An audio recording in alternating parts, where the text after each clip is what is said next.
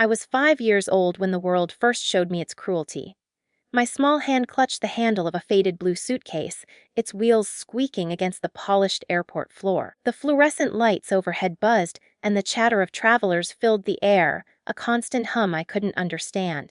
My parents had promised they would meet me at baggage claim after our flight, their smiling faces etched into my memory. But as the minutes passed, their absence became a weight pressing against my chest. I called their names, my voice trembling. "Mom, Dad!" But only echoes answered, mocking my confusion. People swirled around me, some glancing down with momentary curiosity before walking away, too wrapped up in their own lives to notice a lonely child. Tears pricked my eyes and I tried to make sense of it. Did they forget me? Were they gone forever? A knot of fear and abandonment twisted in my stomach, the first real understanding that I had been left behind. And then he appeared. He was a stranger, tall and kind-eyed, with a gentle voice that carried reassurance rather than judgment. He crouched to my level, his hand warm as it rested on my shoulder. "Hey there," he said softly. "You're not alone. Let's figure this out together." I sniffled, my words caught in my throat, but something in the calm strength of his presence made me believe him. He held my hand and guided me away from the crowd, through the dizzying maze of luggage carousels and tired travelers, until we reached a quiet corner of the terminal. Over the next days, he became my anchor. He fed me, clothed me, and offered me a sense of security I had never known. Each night, as I lay on the makeshift bed he had set up in a small apartment, I clung to the fragile hope that someone cared, someone who chose to be there for me when my own parents had chosen to vanish. He told me stories, taught me to ride a bike, and even helped me with my first attempts at drawing. His laughter was infectious, his patience endless. I began to forget, if only for a while, the ache of abandonment. Years passed, and I grew accustomed to the rhythm of our life together. He was never just a guardian, he was a father in every sense that mattered. I never asked him why he had taken me in, nor did I want to know the complexities behind it. All that mattered was that he was there when the world had turned its back. Then one winter morning, the news came like a thunderclap. He was gone, the world I had built around him shattered in an instant. Grief engulfed me, a tidal wave of sorrow and disbelief. I wandered through the apartment, touching the books he had loved, the photographs of places we had dreamed of visiting, trying to convince myself he was still there, just out of sight. But he wasn't. He had left this world, and I was alone once more, though this time the loneliness was tempered by the warmth of memory. And then came the discovery. Hidden among his belongings was a letter, his familiar handwriting curling across the page, explaining that he had left me everything he owned, 5 million. The shock rendered me speechless. The man who had saved me, loved me, and taught me the meaning of family had ensured my future in a way I could never have imagined. The treasure was not just money, it was a symbol of his faith in me, his belief that I could thrive despite the cruelty I had endured. In that moment, I felt an overwhelming mixture of gratitude, sorrow, and disbelief. The world that had abandoned me once had given me a second chance through a stranger's kindness. A stranger who had become the closest thing I had ever known to a parent. And yet, even with this newfound security, I knew the shadows of my past were not so easily escaped. Life after the inheritance was supposed to feel like freedom, like finally stepping out of the shadow of all I had lost. For a while it did. I moved into a modest apartment that overlooked the city, enrolled in school without fear of bills or scarcity, and allowed myself to dream in colors I had never dared to imagine before. The money was a shield, yes, but more importantly, it was a promise from the man who had saved me, that I could have a life he could not fully live to see me enjoy. And yet, as I settled into this newfound independence, the past came creeping back, disguised in the most ordinary of ways. One late afternoon, while I was sifting through some papers from my late guardian's estate, the doorbell rang. I froze, the sudden sound slicing through the quiet comfort of my home. When I opened the door, I froze again. There they were, my parents, older, warier, but unmistakably them. Their eyes flicked over me, calculating, as though assessing the adult I had become. "Hello," my mother said, her voice too sweet, too rehearsed. "Well, we'd like to discuss your inheritance." For a moment, the absurdity of the situation struck me speechless. My parents, the ones who had abandoned me without a second thought, standing at my doorstep, talking about an inheritance that had been gifted to me by the man who had actually cared for me. The thought alone made my blood boil. My father's smile was thin, too practiced, hiding something I didn't want to name. Greed, I realized. Pure, unadulterated greed. I listened in disbelief as they explained their intention. They were suing me. According to them, the inheritance, rightfully belonged to my biological family, and they had every legal claim to it. Every word they spoke dripped with entitlement, the kind of self-importance that comes from assuming the world owes you everything. They had abandoned me once and now wanted to profit from the life I had been given through love and sacrifice. The days that followed were filled with a strange mixture of anger, disbelief, and sorrow. Lawyers' letters arrived in neat envelopes, formal and impersonal, yet carrying the weight of years of betrayal. I spent nights staring at the ceiling, trying to understand how people could abandon their own child and then return years later to demand what they had never earned. The grief of that 5-year-old self, standing alone at baggage claim, surged up through me like a tide I could not control. Even as the court date approached, I refused to let fear dictate my response. I consulted my own attorney, gathered evidence of abandonment, and meticulously documented the love and care my guardian had provided. Every photo, every document, every testimony of those who had known the truth became a shield against the injustice I was about to face. But beneath it all, a simmering fire of righteous indignation burned. These people had once forsaken me, yet now they had the audacity to smile and look down on me as if I owed them anything at all. I began to rehearse in my mind how it would feel to see them in the courtroom, to feel the weight of the years finally pressing down on them. I imagined their smug expressions, their thinly veiled triumph, and it made my resolve harder, sharper.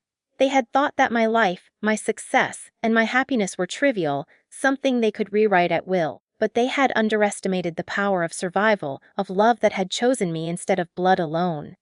When the morning of the hearing arrived, I stood in the courtroom with a strange sense of calm. The parents who had once abandoned me now sat across from me, smug smiles firmly in place, confident in their legal strategy. They believed they were in control. They believed they could intimidate, manipulate, and reclaim what they had never cared for. But I had something stronger than arrogance or entitlement on my side. I had the truth, and I had the memory of the man who had given me everything that truly mattered. The courtroom smelled of polished wood, leather, and something faintly metallic, an aroma that immediately made my pulse quicken. Rows of benches filled with strangers stared, curious or indifferent, as if they were spectators to some trivial spectacle. My parents sat across from me, their expressions carefully constructed masks of civility. But I knew better. I had known them long enough to recognize the arrogance behind the thin smiles, the way their eyes glimmered with expectation. They thought this courtroom could rewrite history. I took my seat beside my lawyer, feeling the weight of every year I had survived pressing against my spine. This was more than a legal battle. It was a reckoning. My parents' claim was audacious, absurd, and cruel. They argued with rehearsed confidence that the inheritance left to me by a man who had truly been my father was somehow theirs by virtue of blood alone. Every word they uttered felt like a knife, slicing into the memory of a small, abandoned child standing alone in a crowded airport. My lawyer stood, documents in hand, and began to dismantle their claims with precision. He spoke of abandonment, of the years I had spent without their care, and of the undeniable fact that the man who had saved me had legally left everything to me. He presented testimony from neighbors, friends, and teachers who had witnessed the love and dedication my guardian had shown. Each account painted a portrait of the family I had actually known, a family built by choice, compassion, and sacrifice rather than blood and obligation. I sat silently watching my parents' faces slowly shift. The smugness I had despised so much wavered, replaced by unease. Their eyes darted from the documents to the witnesses, searching for flaws, searching for some loophole they could exploit. I felt a quiet satisfaction, a deep, grounding sense that truth was a weapon far sharper than their entitlement. And then came the moment that seemed to stretch time itself. The bailiff, a stern figure in a dark uniform, stood and cleared his throat. "I'll rise for the judge," he announced. The sound of his voice reverberated through the courtroom, demanding attention, respect, and order. My parents' smiles faltered, their arrogance momentarily replaced by apprehension. The weight of authority filled the room in a way that made their previous confidence look almost ridiculous. They were no longer just my parents. They were two people who had abandoned a child and now faced the full gravity of the law. I straightened in my seat, a calm determination settling over me like a shield. I had survived the cruelties of the world. I had been raised by someone who had truly loved me, and I had fought tooth and nail for what was rightfully mine. Now, the law itself would witness the story they had tried to erase. The judge entered, robes flowing, eyes sharp and assessing. There was an undeniable weight in the room, a tension that seemed to press against every surface. My parents shifted nervously, adjusting papers, trying to appear composed while their smiles had all but disappeared. I felt no fear, only clarity. This was the moment where betrayal would meet justice, where arrogance would encounter accountability, and where the small, abandoned child I once had been could finally watch the world bend toward truth. As the judge settled, the courtroom fell silent, the only sound the faint rustling of papers and the distant hum of the building itself. I glanced at my parents one last time, noting the tiny tremor in my father's hand, the tightening of my mother's jaw.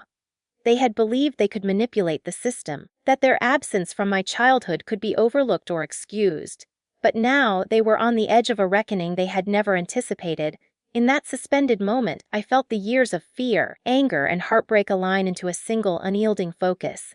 The story of my life, abandonment, survival, love, and resilience, was about to confront the hollow smugness of the people who had once called themselves my parents. And I knew deep down that justice was not just a legal outcome. It was a quiet, powerful triumph of truth, patience, and the courage to rise above betrayal. The courtroom was silent as the judge leaned forward, eyes sweeping over the room. Every second stretched taut, like a string pulled to its limit. My parents sat stiffly, their earlier confidence reduced to anxious fidgeting. The smugness that had once filled their expressions was gone, replaced by unease and an unspoken fear. For the first time in decades, they were no longer in control. The judge cleared his throat, the sound echoing like a gavel yet to fall. "I have reviewed all evidence, testimony, and legal arguments presented in this case," he began, his voice calm but authoritative. "It is clear that the inheritance in question was left explicitly to the plaintiff by the late Mr. Harold Winters, a man who not only cared for her but raised her as his own child. Furthermore, it is well documented that the defendants, her biological parents, abandoned her at age 5 and had no subsequent involvement in her upbringing." A shiver ran through the courtroom. My parents' faces betrayed disbelief, their eyes widening as the judge's words cut through their sense of entitlement like a blade. I felt a quiet satisfaction, a slow, steady warmth that spread through my chest. Every sleepless night, every pang of loneliness from my childhood, every moment of anger and sorrow had led to this moment. They had believed they could manipulate or intimidate the system, but truth had a weight far greater than their hollow confidence. "The court finds that the inheritance rightfully belongs to the plaintiff," the judge continued. "Any claims by the defendants are hereby dismissed. Furthermore, the court recognizes the extraordinary circumstances of abandonment and the emotional distress caused by the defendant's return, and advises that any attempt to interfere with the plaintiff's property or well-being will result in immediate legal consequences." The words hit my parents like ice water. Their lips parted, but no sound came out. My mother's hand trembled as she gripped her briefcase, my father's face paled, the arrogance completely drained. For the first time, they were powerless witnesses to the life they had abandoned and the justice they could not escape. I felt a wave of emotion rise in me, relief, vindication, sorrow, and an almost sweet sense of triumph. It was not cruelty that I felt toward them, it was the satisfaction of truth prevailing. They had spent years believing they could erase me, manipulate my life, and claim what was never theirs. Now, they were forced to confront the consequences of their own choices. As the judge banged the gavel, signaling the end of the proceedings, I sat back, my hands steady for the first time in years. My lawyer gave me a small nod, a silent acknowledgement of victory, and I allowed myself a private moment of triumph. I had fought not just for money, but for recognition, for justice, for the life I had earned through love and resilience. Walking out of the courtroom afterward, I felt an unexpected lightness. The city outside was no different from before, yet I carried within me a sense of empowerment that no wealth alone could buy. I thought of Harold Winters, the man who had chosen me when my own parents had not, and I felt a surge of gratitude. His love had guided me through betrayal, given me the tools to survive, and ultimately ensured that I could claim not only a fortune but a life of dignity and respect. In the days that followed, I used the inheritance not out of revenge, but to create a legacy that honored the man who saved me. I helped other children in need, invested in causes that nurtured lost or abandoned youth, and built a life that reflected resilience, compassion, and justice. As for my parents, they faded from my life, their attempts at manipulation now impotent and publicly exposed. I never sought to humiliate them further. The law and the truth had done that for me. I realized that real power did not come from wealth or blood, but from the ability to rise above betrayal, to claim your life with dignity, and to transform pain into purpose. For the first time, I understood that survival had turned into triumph, and in that triumph, I finally felt whole.